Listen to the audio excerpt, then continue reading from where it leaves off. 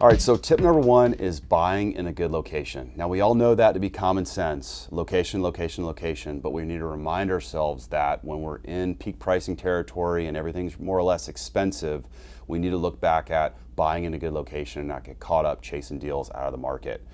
Price is what you pay and value is what you get. All right, so tip number two is contingencies. As a buyer, we need to get our contingencies in order. We receive, as a brokerage team, tons of offers on a daily basis for our listings, and there's offers with contingencies all over the place. And what I would recommend you do as a buyer is get your contingencies in order within 10 to 14 days.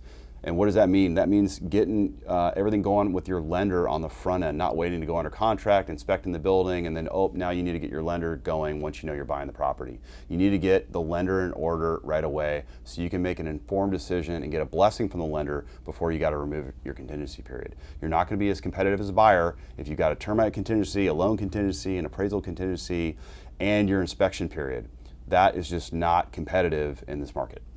All right, so tip three, I recommend that a buyer in this market work with an agent that is really good at negotiating for them. They've got a good history of closing transactions and getting deals awarded to their buyers in this market, and or work with a listing agent. I mean, more or less who you work with matters. That's such a big piece when buying properties right now. Inserting a broker or having a broker that's not as familiar as what's going on in today's market can put you at a disadvantage when you're negotiating and trying to get a building that you really want to own.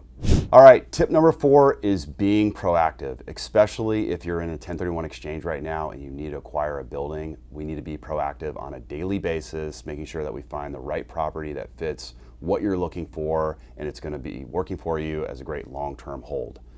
With that same breath though, we need to be patient as well, making sure that we just don't buy anything just to check that box that we've got a building purchase. We need to make sure it fits your long-term goals. So we need to be proactive, but also reminding ourselves to be a little patient. And just to recap, here are the four tips. Number one, buying in a good area. Number two, getting your contingencies in order.